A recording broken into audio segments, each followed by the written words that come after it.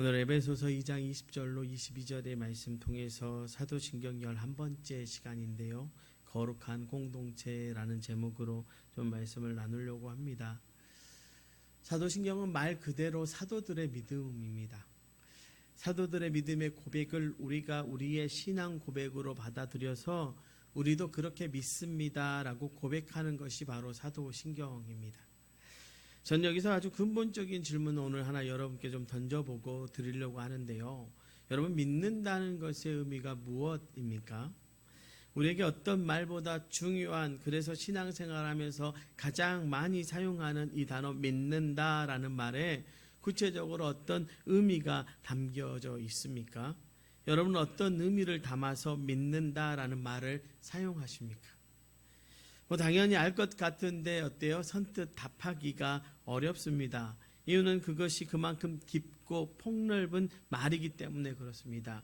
그런데 우리에게 이 믿는다라는 단어의 의미보다 그것이 우리에게 어떤 의미인지, 그것이 우리에게 어떤 신앙과 행동으로 나타나는지가 훨씬 더 중요합니다.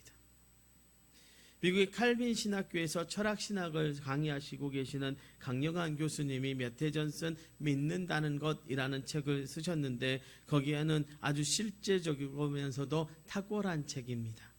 이 교수님은 그 책에서 믿음의 내용보다 믿음의 행위에 더 관심을 두고 강조하고 있었습니다. 그래서 질문하는 믿음, 응답하는 믿음, 그리고 실천하는 믿음으로 믿음에 대해서 풀어가고 있습니다. 이것이 정말 중요한 것은 이것이 믿는다는 것에 대해서 제대로 접근했기 때문에 그렇습니다. 믿는다는 것이 우리에게 주는 중요한 의미는 바로 그 믿음이 우리에게 어떤 신앙의 모습으로 나타나는가, 그 믿음으로 우리가 어떻게 살아가는가 하는 것이기 때문입니다. 이런 맥락에서 믿는다는 것은 무슨 의미인가라고 할 때 그것은 무엇보다도 두 가지 뜻을 가집니다. 사도신경에 믿는다에 해당하는 라틴어 크레도는, 이 크레도라고 하는 말은 코르도에서 온 단어인데, 이는 심장을 바치다라는 뜻이 있습니다. 그렇게 믿는다는 것은 정말로 신뢰하고 의지하는 것을 말합니다. 자기의 심장을 바치는 것이기에, 모든 것을 다 드리고 맡기는 것이기에 그렇습니다. 따라서 믿는다는 고백은 의지하다, 신뢰하다라는 의미인 것입니다. 이 크레도라는 단어에서 알아야 할 또 하나의 의미는 그것이 가장 가치 있고 소중하다라는 것입니다. 심장을 바칠 정도로 가치 있고 소중하다는 것입니다. 믿는다는 것은 단지 그것이 진리임을 확신하는 정도가 아니라 그것이 우리의 생명보다도 소중하고 가치 있음을 고백하고 선포하는 것입니다. 그래서 믿음을 위해 목숨을 버릴 수 있는 것입니다. 그래서 믿음을 위해 우리의 온 삶을 다 드릴 수 있는 것입니다. 그래서 믿음 생활은 의미 있는 삶인 것입니다. 그래서 믿음 생활은 행복한 삶인 것입니다. 여러분, 버킷리스트라는 말 들어보셨죠? 별로 알려진 말이 아니었는데 이 잭 니콜슨이라고 하는 사람과 모건 프리먼이 주연한 동명의 영화가 나오면서 유행하기 시작했습니다. 지금 우리나라에서도 많은 사람이 이 용어를 사용합니다. 저도 가끔 사용합니다. 제가 최근에 버킷리스트가 하나 있는데 쾌속선에서 라면, 이제 도서민들이 누릴 수 있는 가장 큰 사치가 쾌속선에서 라면 먹는 거잖아요. 왜 사치인지 모르세요? 우리가 1,000원 내고 3,000원짜리 라면 먹으면 사치죠. 그래서 흑산도에서 나오는 배에서 컵라면 하나 사서 목사님들하고 나누어서 먹는데 되게 맛있더라고요. 뱃삭보다 비싸니까 더 맛있더라고요. 하여튼 그런 것들을 말하는 단어가 이제 버킷리스트라고 하는데, 사실 버킷리스트라고 하는 말이 정말로 이 말은 허무하고 안타깝고 슬픈 단어입니다. 제가 이제 말씀 준비하면서 이 버킷리스트에 대해서 좀 찾아봤더니 그렇습니다. 이것은 죽기 전에 꼭 해보고 싶은 것의 목록이라는 뜻인데요. 이 버킷이라는 말을 쓰는가 알아보니까 정말 슬프지 않을 수가 없었습니다. 그러니까 과거의 교수형, 목을 매달아서 사형을 집행할 때 제인을 이 버킷이라는 말이 양동이거든요. 그 양동이 위에 세워놓고 목을 매달지 않습니까? 그리고 바로 그 양동이를 걷어차기 전에 마지막으로 원하는 것을 한번 말하라고 하는 것의 의미가 사용됐던 말이 바로 이 버킷리스트. 말 그대로 진짜 죽기 직전에 너 뭐 하고 싶은 거 있니? 하고 싶은 말 한번 해봐라 라고 할 때 쓰인 단어가 이 버킷리스트라. 버킷리스트는 우리의 삶을 더 비참하고 허무하게 만들 수 있겠다는 생각이 들었습니다. 결코 그 단어가 행복하지 않다는 것이죠. 그 목록에 있는 것들을 여러분 다 이루어도 어떨까요? 절대 행복할 수 없다는 것입니다. 오히려 더 비참해질 수밖에 없는 것이죠. 그런 면에서 우리는 우리를 행복하게 하는 것, 다시 말하면 love이라고 하는 단어, list of value이라고 하는 건데 이거는 가치 목록입니다.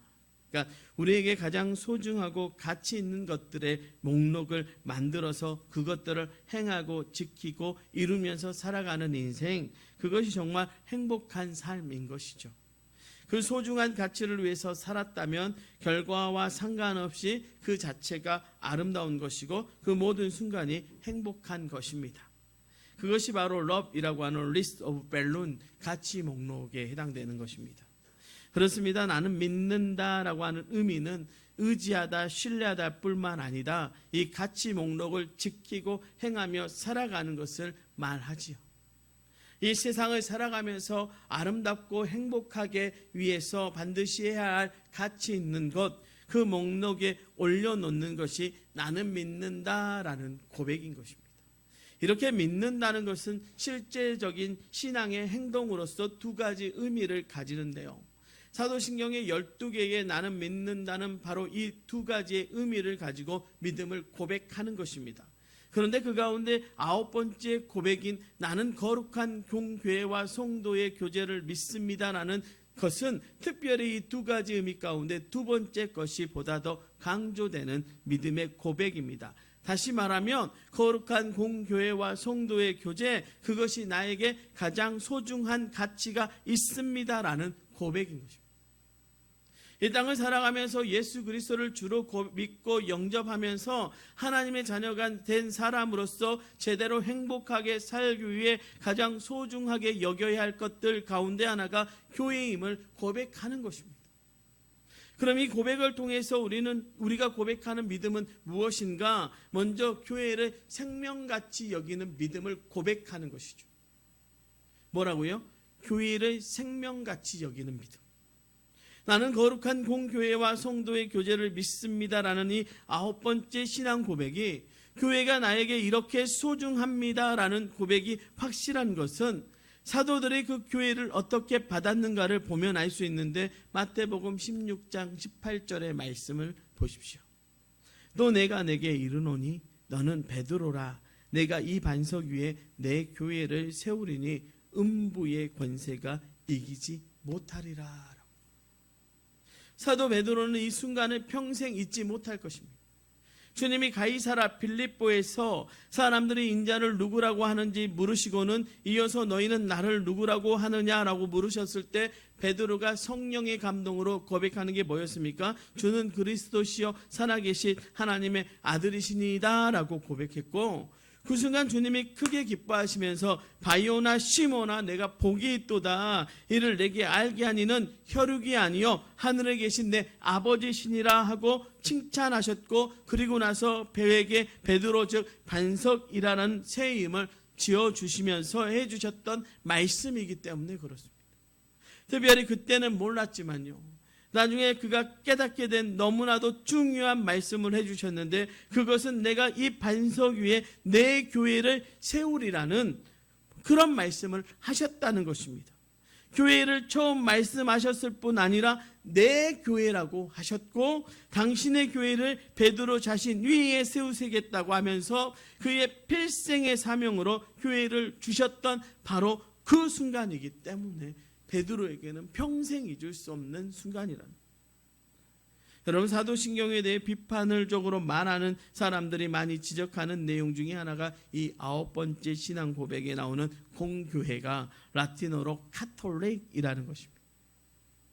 그러면서 그들은 가톨릭에서 의도적으로 가톨릭 교회를 넣어서 자신들의 국권을 영원히 공고히 하려는 시도를 한 것이라고, 그런 면에서 사도신경은 성경에서 벗어난 가톨릭의 의도된 음모라고 주장합니다. 맞습니까? 아니요. 결코 그렇지 않습니다. 이 거룩한 공교회라는 내용을 라틴어 단어로는 카톨릭이라고 썼지만 그것은 교교인 카톨릭을 말하는 것이 아니라 교회 자체, 즉 어떤 지역에 있는 특정한 교회가 아닌 주님이 내 교회라고 말씀하셨던 바로 그 교회 자체를 말씀하고 있는 것입니다. 사도들은 이렇게 교회를 받았습니다. 주님이 친히 당부하며 주신 사명으로 주님의 교회를 받은 것입니다. 특별히 베드로는 디베라 효숫가에서 부활하신 주님을 만나면서 다시 한번 교회를 당부하시는 말씀을 듣습니다. 내가 나를 사랑한다면 내 어린 양을 먹이라, 이렇게 3번이나 말씀하시는 바로 그 말씀 말입니다. 이것이 사도들이 생각하는 교회죠.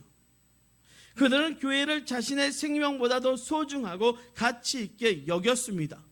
사랑하는 주님이 친히 맡겨주신 것이기에 온 삶을 들여 이루고 목숨을 걸고라도 지켜야 했습니다.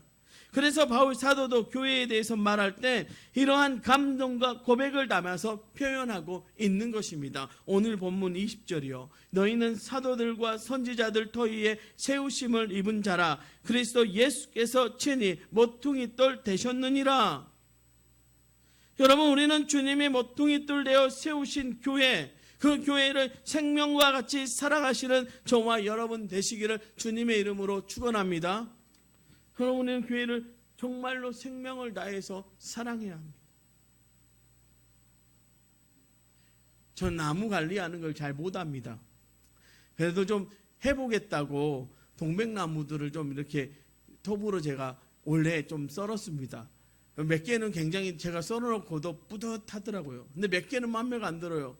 근데 어느 날 이제 저희 아내가 그런 말을 해요. 저희 교회에 우리 장로님 계셔서 좀 말씀드리기 그러지만 장로님이 한 동백나무를 보면서 이렇게 눈이 촉촉해지시는 걸 봤다는 거예요.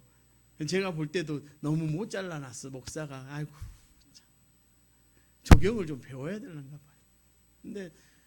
근데 제가 그 모습을 전하는 아내의 이야기를 듣고 제가 생각한 건, 아이고 우리 장로님 또 목사가 그랬다고 속상했나 보네, 이게 아니라 제가 느꼈던 감동은 뭐냐면 정말로 교회를 사랑하는 장로님의 마음이 거기서 느껴졌어요.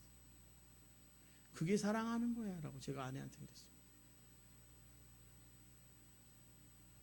여기에 있는 돌 하나, 교회 건물에 있는 벽돌 한 장, 여러분의 눈물과 여러분의 헌신과 여러분의 희생으로 다 있는 것을 저는 알죠.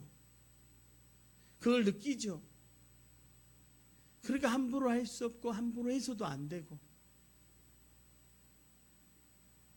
여러분, 교회는요 그렇게 생명을 바쳐서 사랑한 사람들을 통해서 성장하고 부흥하고 발전하는 겁니다. 그러니 사도신경이 거룩한 공교회를 이야기하고 그 교회를 믿습니다라고 말할 때 그 사도들의 마음은요, 이 교회를 내가 지켜야 하고 생명을 바쳐서 모든 것을 드려야 함을 그 안에 담고 있는 것이죠. 여러분, 그게 사도들을 여러분 보십시오. 사도 베드로가 로마를 빠져나오려고 할 때 코바디스라고 말하면서 다시 돌아가지 않습니까? 주여 내가 어찌할까? 돌아가라 할 때 다시 로마의 교회를 지키기 위해서, 로마의 성도들을 지키기 위해서 돌아가거든요. 오늘 여러분 마지막 우리 장로님 찬양하셨던 그 찬양의 곡을 지으신 분이 누구냐면 손양원 목사입니다.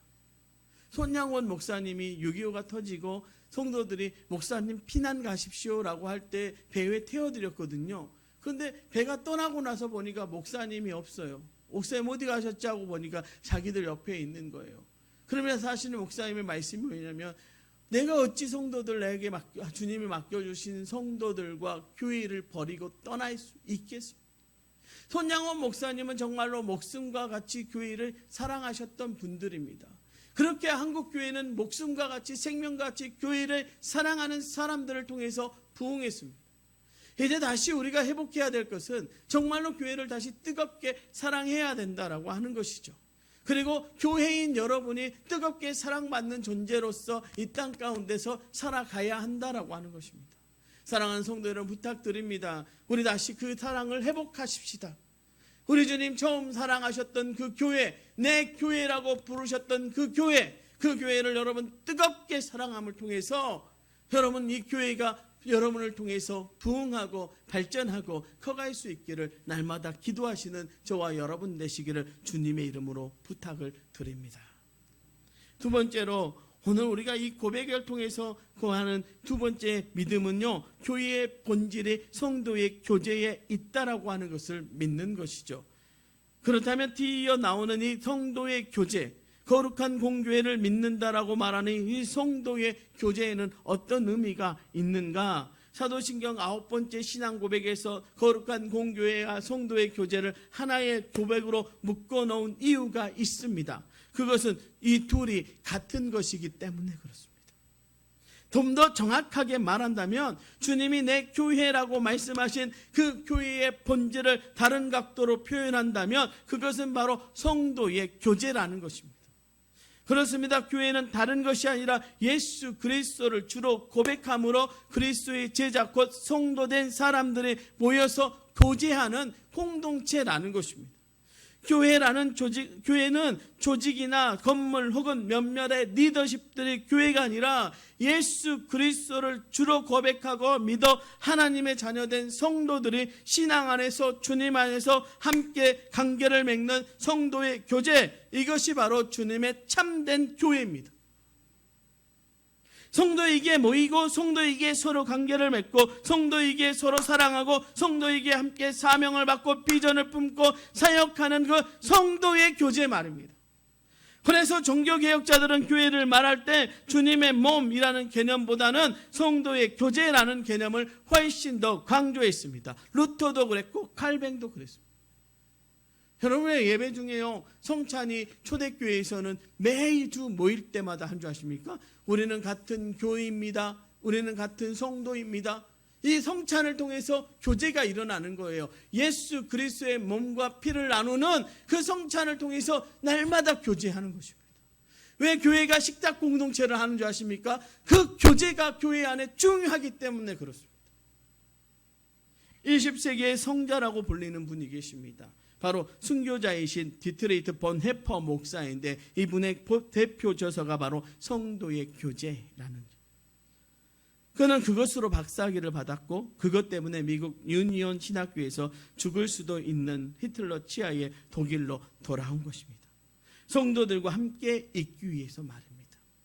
그것은 성도의 교제를 추구하면서 그 당시 독일의 모든 사람이 따라가던 히틀러의 나치를 거부하고 제자도의 좁은 길을 가다가 게슈타포에게 체포되어 결국 그가 순교하고 말았습니다. 사람들은 종종 보네포가 순교한 것으로 말하지만 사실 보네포에게는 정치적인 의도가 하나도 없었습니다. 다만 그는 성도의 교제, 곧 교회를 세우고 지키기 위해서 히틀러를 거부하고 모함받아 죽임을 당했을 뿐입니다. 그래서 그의 묘비에는 디트레이트 본 해퍼, 그의 형제들 가운데 서 있는 예수 그리스도의 증인이라고 그의 묘비에 적어져 있습니다. 그의 형제들 가운데 서 있는, 즉 성도의 교제를 말하는 것입니다. 여러분, 그래서 우리는 교제가 일어나야 합니다. 우리는 누구보다도 서로를 뜨겁게 사랑해야 합니다. 오늘 본문은 뭐라고 말합니까? 그의 안에 건물마다 서로 연결되어 주 안에서 성전이 되어가고 너희도 성령 안에서 하나님이 거하실 초소가 되기 위해서 그리스도 예수 안에서 함께 지어져 가느니라. 이게 성도의 교제죠. 서로가 함께 지어져 가는 관계, 서로가 함께 지어져 가는 관계이니 서로가 서로를 의지할 수밖에 없고 서로가 서로를 의탁할 수밖에 없고 서로가 서로에게 기댈 수밖에 없고 내가 이 사람을 위해서 기도할 수밖에 없고 내가 이 사람을 뜨겁게 사랑할 수밖에 없는 그런 관계. 여러분, 예전에 성도들은 그랬어요. 제가 저희 아버지에게 배운 게 딱 한 가지, 수없이 많은 것을 배웠지만 저희 돌아가신 천국에 가신 아버지 통해 배운 게 있다면 저희 아버지는 조그마한 오리 한 마리도 오리탕 끓이면 나눠 먹던 사람이거든요. 여러분, 지금은 쌀 한 가마니가 20kg지만 저 어렸을 때 80kg가 한 가마니였거든요. 저희 집이 80kg 한 가마니가 한 달을 못 먹었습니다. 왜냐하면 그만큼 사람들이 너무 많이 왔어요. 나중에 제가 커서요, 저희 종기들 데리고 집에 와서 밥 먹이니까 저희 어머니가 뭐라고 말씀하시냐면, 아이고, 아빠를 닮아도 꼭 저런 것만 닮았다고 그래요. 처음에는 그 말이 뭔 말인지 몰랐어요. 생각해 보니까요. 그런데 지나고 나서 어머니가 어느 날 그러더라고요. 야, 그래서 네가 목사 됐나 보다. 저희 집에 교회의 성도들이 끊임없이 오리탕 하나 한 그릇 끓여도 목사님까지 모셔서 밥을 먹이셨거든요. 그걸 저는 어렸을 때부터 봐왔습니다.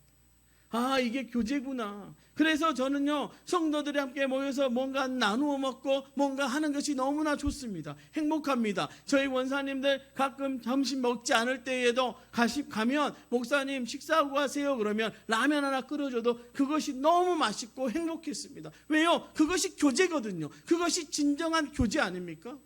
여러분, 우리는 날마다 그 교제가 일어나는 교회가 되어야 된다는 것이죠. 더 중요한 것, 그 교제가 일어나는 근거는 바로 예수 그리스도 안에서 함께 지어져가는 존재라는 것이죠. 그럼 나아가서요, 우리는 우리의 아픔도 나눌 수 있어야 되고요, 우리의 아픔 가지고 기도할 수 있어야 합니다. 우리의 아픔을 숨기면 안 돼요. 서로가 서로에게 공개하고 말하지만 그것이 나의 아픔으로 받아들여지고 나의 아픔으로 기도되어지는 성도의 교제로 나아가는 것, 이것이 진짜 교회가 되어지는 것이죠. 그것이 진정한 거룩한 공동체라는 것입니다. 누구의 아픔을 우리는 우리의 비난거리로 삼는 것이 아니라 나의 아픔으로, 나의 슬픔으로, 나의 괴로움으로, 나의 고난으로 받아들이고 함께 고난당하고 함께 아파하고 함께 하는 것, 이게 진정한 성도의 교제죠. 그들이 서름초대교회에 그들이요, 성찬을 나눌 때에요, 그들은 너와 나는 하나야라고 하는 마음으로 나눴거든요. 여러분, 이 툭스라고 하는 이 물고기가요, 사실은 슬픈 것 아닙니까? 그거 표시해놓고 우리 서로 몰래 교제했던, 이제는 드러내놓고 교제할 수 있는데도 때로는 우리는 그것을 부끄러워하게 하기도 하고 슬퍼하기도 하고 괴로워하기도 하고, 저 사람과 나는 관계없는 모습으로 때로는 살아가는 교회의 모습을 볼 때마다 제 마음이 너무 아플 때가 많습니다. 교회 안에서 성도가 성도를 비난하고 비판하고 손가락질하는 일들이 일어난다면 그것이 어찌 예수 그리스도의 성도의 교제가 일어나는 교회이겠습니까? 이제 우리는 그것을 버리십시다. 이제 우리 교회는 정말로 예수 그리스도의 안에서 하나 되어져 가는, 함께 지어져 가는 교회로 세워져 가십시다. 정말로 교제, 정말로 사랑의 교제가 일어나는 도초 동북교회 되기를 주님의 이름으로 부탁을 드리고 축원합니다. 묻습니다. 여러분에게 교회란 무엇입니까? 교회는 여러분에게 얼마나 소중합니까? 지금 도초 동북교회가 주님의 그 교회, 내 교회라고 말하는 그 교회로 부름 받을만 합니까? 여러분, 정말로 성도의 교제를 나누고 있습니까? 여러분은 교회로 인해 행복합니까? 제가 가끔 그러잖아요. 우리 성도들이 교회에 와서 행복하면 된다고. 행복하면 돼요. 만나서 즐겁고 행복하고 얼굴 웃을 수 있으면 됩니다. 그건 족하죠. 여러분, 우리가 이 세상을 다 살고 나서 주님 앞에 가면 주님이 우리에게 하늘의 상급을 이렇게 승급으로 이렇게 말씀하실 것입니다. 잘하였도다 착하고 충성된 종아. 그런데 이 말씀은요, 내 교회를 세우리니 라고 당부를 받은 주님의 사람들에게 주시는 것임을 잊지 마십시오. 나는 거룩한 공교회와 성도의 교제를 믿습니다. 우리는 이 고백이 교회, 그것은 나에게 소중하고 가치 있는 것입니다 라는 신앙의 고백임을 잊지 말아야 하고요. 교회를 생명처럼 사랑하고 성도 간의 교제를 통해 서로를 뜨겁게 사랑하는 저와 여러분 되시기를 주님의 이름으로 축원합니다. 기도하겠습니다.